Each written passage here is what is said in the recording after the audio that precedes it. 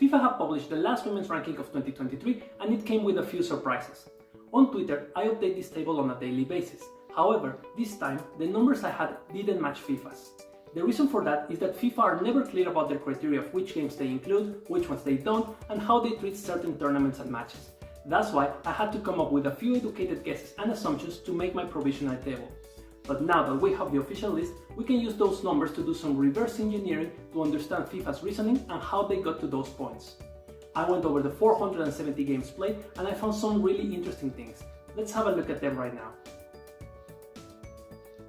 For starters, in Europe we had the first editions of the Nations League, but given that this is a new competition, there's no category for these matches in FIFA's rules. So what do we do? This tournament partly defines the road for the qualifiers to the 2025 Euros, and therefore I calculated these matches as continental qualifiers, using this value of 30. For example, using this criteria in Spain's matches gives us a total of 11 points, but to our surprise, that doesn't match what FIFA says. It turns out that in addition to being part of the road to the Euros, League A also defines the places for the Olympic Games, and that kind of matches has a value of 45. So if we change that value in the formula, we now get that Spain got 14 points, which is in line with what FIFA says. That solves the first mystery.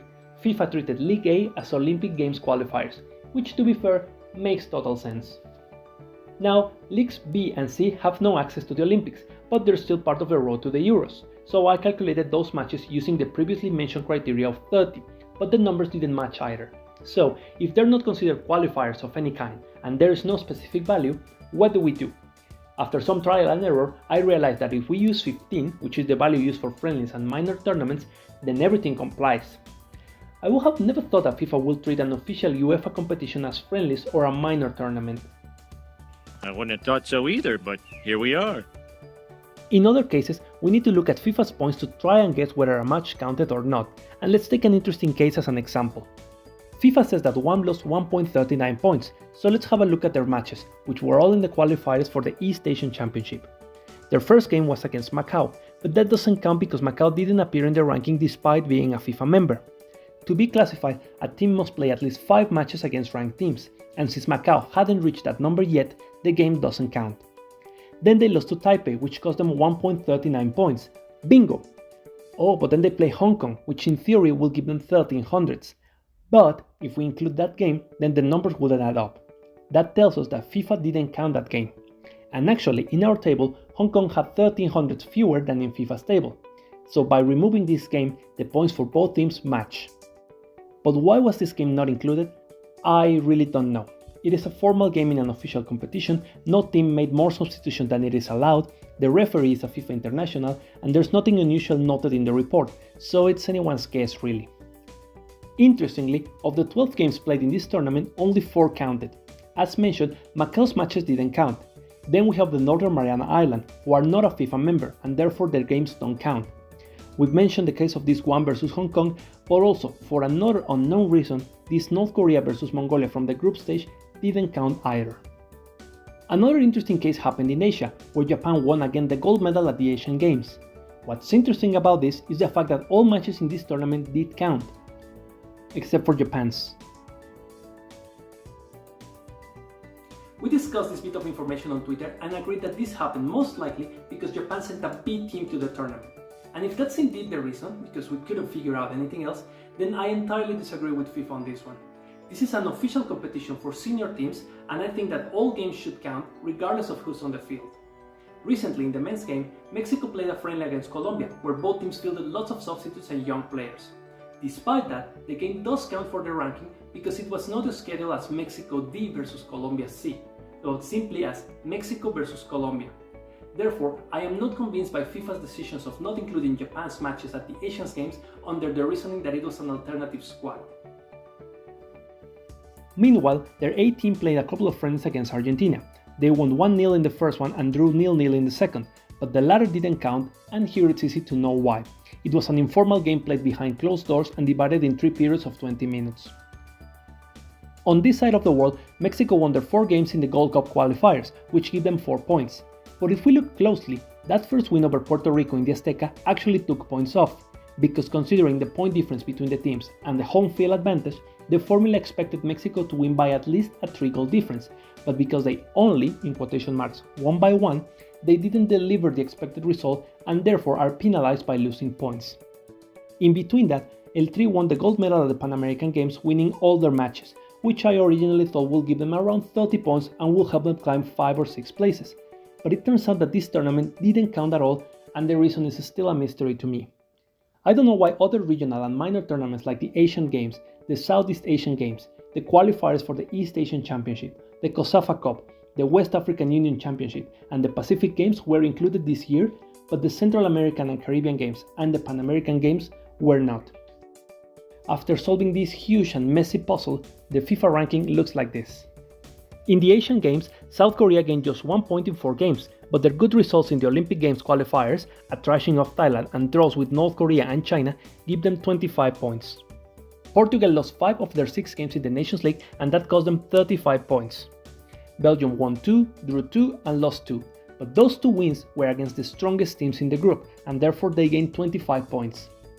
Italy had a good run with 1 draw and 3 wins, one of which was away to the new world champions, which on its own gave them 33 points for a total gain of 65.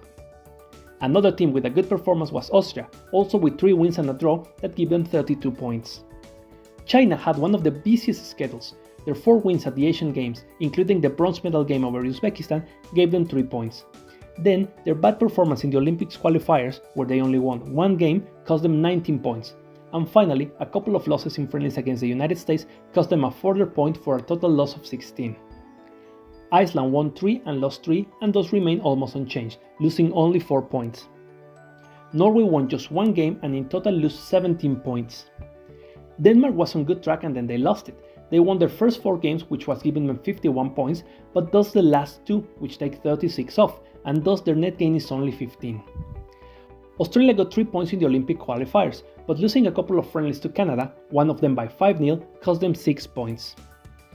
Canada won their 2 playoff games for the Gold Cup against Jamaica, but only get half a point for that, because in the second leg, at home, the formula expected them to win by 3 goals, and only won 2-1. Then they lost and beat Brazil, and finally beat Australia twice. All of that for just 4 points. Brazil only played friendlies, of which they won 3 and lost 2, but one of those defeats was at home 2-0 to Japan, that's why it's so costly and in the total balance they lose 8 points.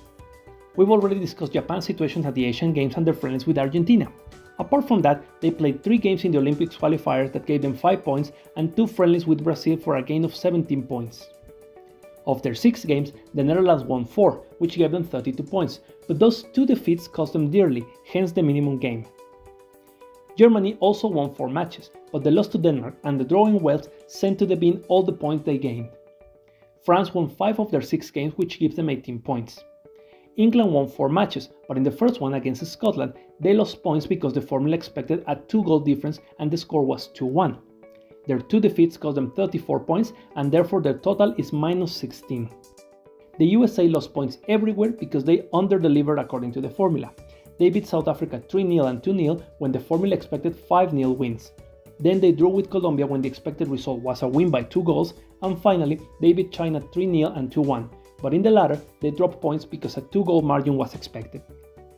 Spain won 5 of their 6 games for a gain of 47 points, but that loss at home to Italy cost them 33 and therefore only gained 14 points in total.